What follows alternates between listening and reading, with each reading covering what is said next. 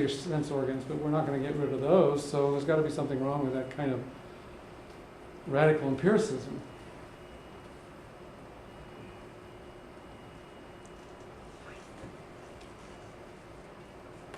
And luckily they're dead, so they can't come back at my remark. See, when you take my classes, like, you learn it. Those are the kind of remarks that don't go in your notes, right? It's not relevant. Right? I have a problem with students who say, am I supposed to have that in my notes? It's going to be on a test.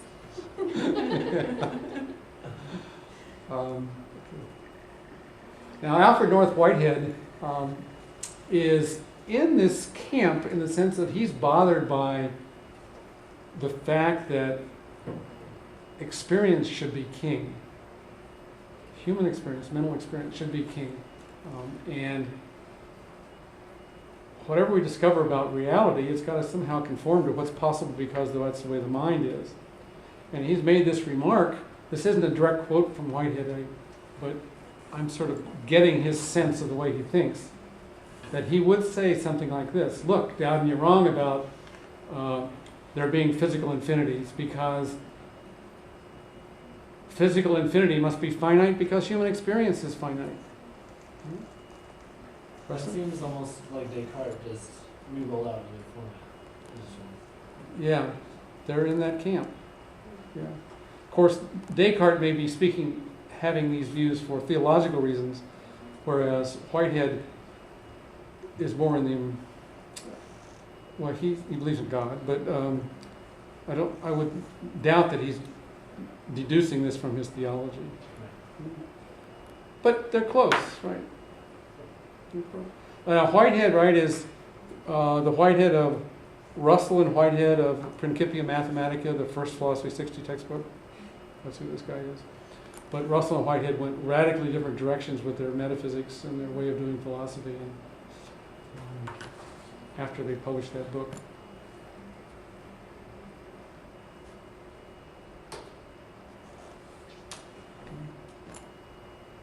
Now, some people have suggested, wait a minute, doesn't quantum mechanics, which is our best theory of physics that we've ever come up with, doesn't it have implications for physical infinities? Doesn't it quantize mass, energy, space, and time? Quantize means break them up into discrete parts to make it, instead of analog, to make it digital. To say there are, no, go back to, yeah, I'll look at you when I want to make a slide. Don't just go with my hand.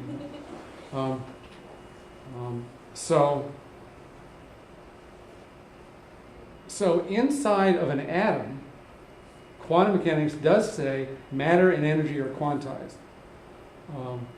Energy is quantized, say electromagnetic energy is quantized, and the little quanta, the little particles, are called photons.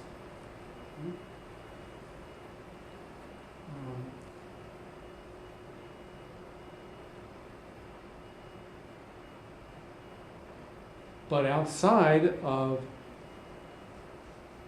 atoms, these restrictions don't apply, according to quantum mechanics.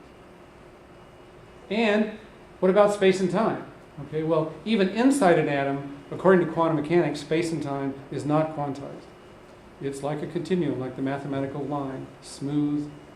Between any 2 points, there's a point, the density property, and all that kind of thing. Even inside the atom, according to quantum mechanics. So, claim here is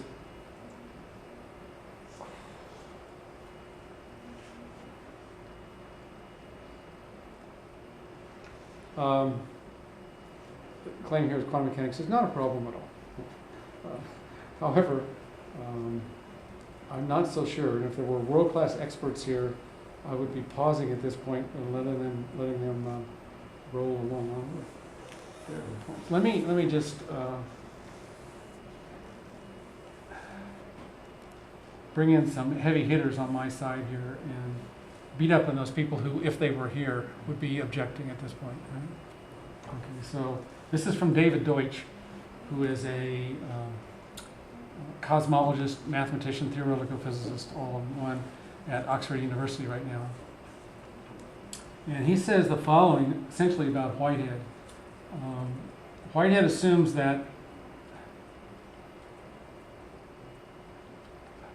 he's talking about a whole bunch of people. I'm just claiming Whitehead is one of those guys.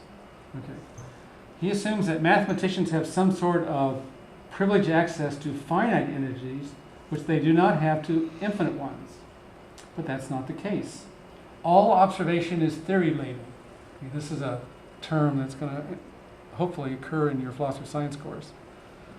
That our language is infected with or influenced by our other concepts. And you don't just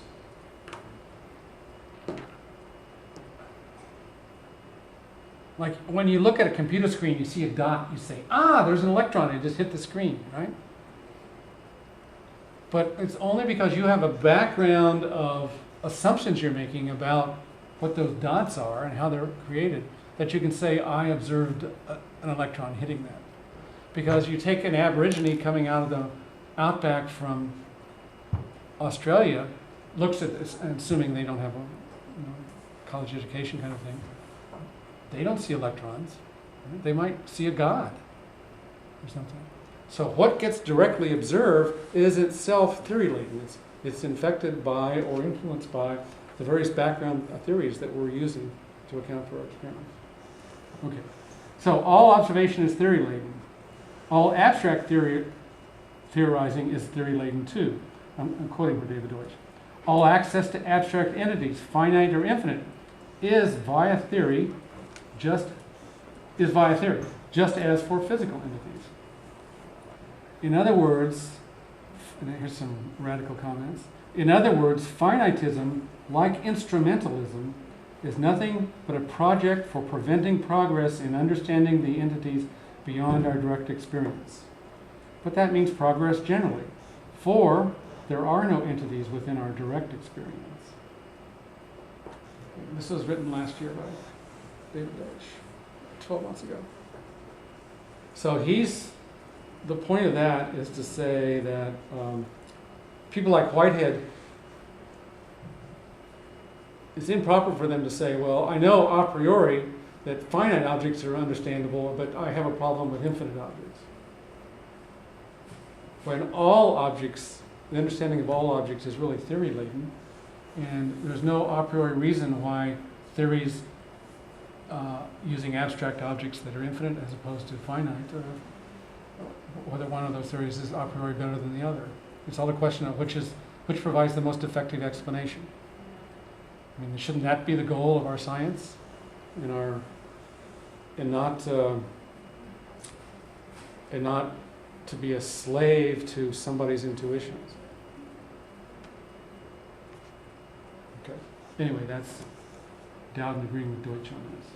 Now, about the quantum mechanics point, let me stand on the shoulders of Roger Penrose, a physicist at Cambridge University, a few miles away from Oxford. And Penrose, in some ways, is in a minority position on a lot of these issues, the same position I'm in.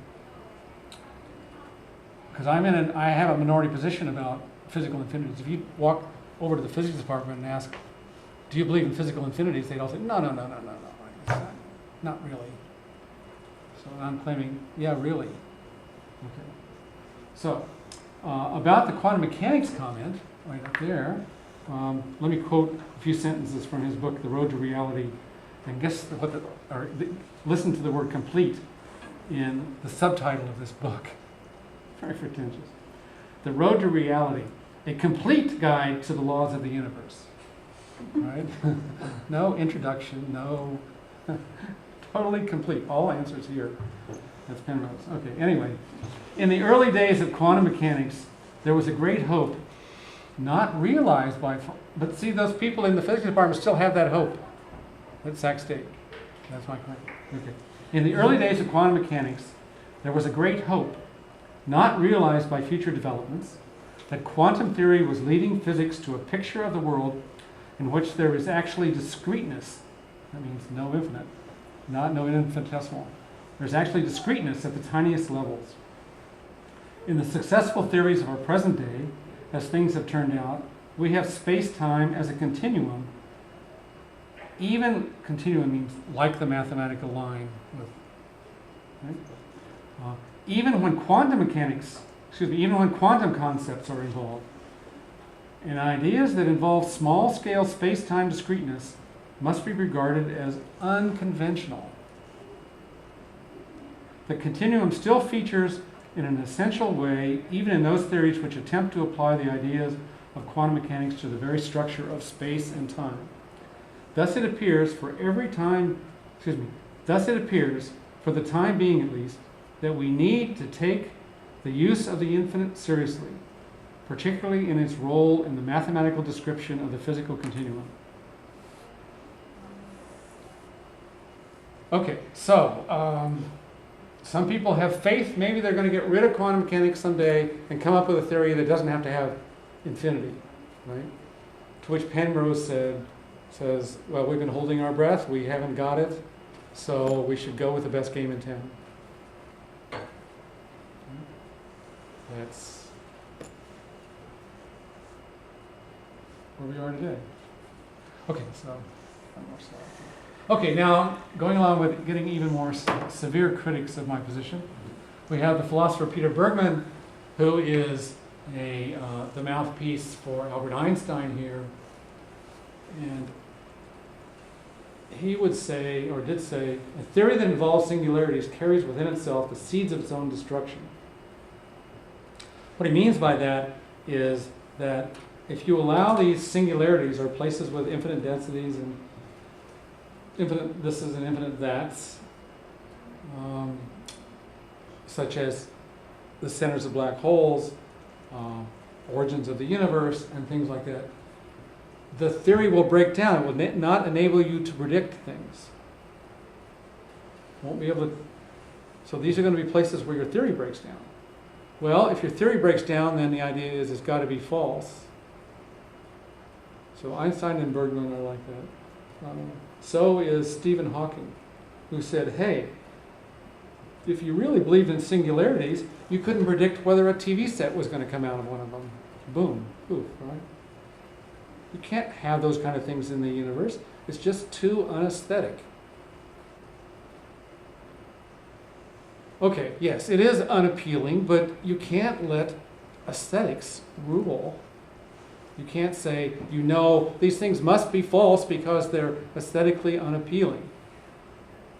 Yet that's the only argument you guys have. I'm talking about Mr. Hawking over here and Mr. Einstein over there.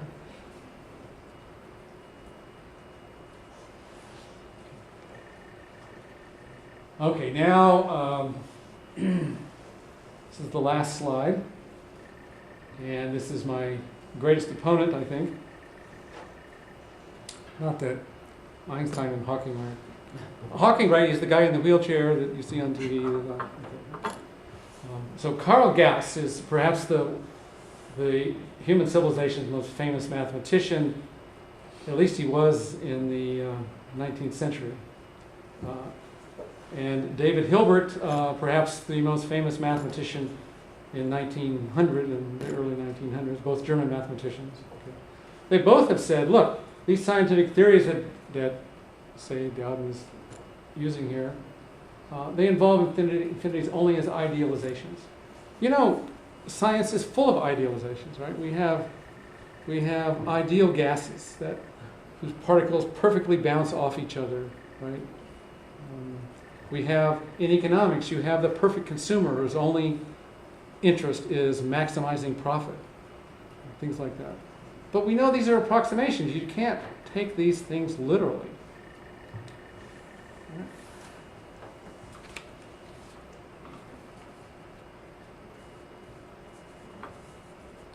Well,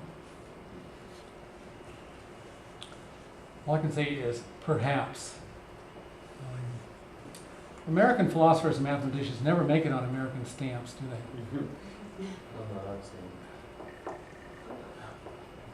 But anyway, because there haven't been no famous Americans. No. It's just because of the Postal Service. Anyway, let me give you a quotation here from David Hilbert supporting the views of Carl Gauss. A homogeneous continuum, which is a redundant phrase, because it wouldn't be a continuum if it wasn't homogeneous. A homogeneous continuum, which admits of the sort of divisibility needed to realize the infinitely small, is nowhere to be found in physical reality. The infinite divisibility of a continuum is an operation which exists only in thought. As Aristotle would say if he could only clap from his grave, or say he would clap in favor of that remark of Hilbert's from his grave. Okay, well, Dowden's counter to this goes something like this. Look, it's not so obvious what's an approximation and what isn't. I mean, if you look at the theory of relativity, it says the speed of light is, whatever it is, 386,000 miles per second or something like that.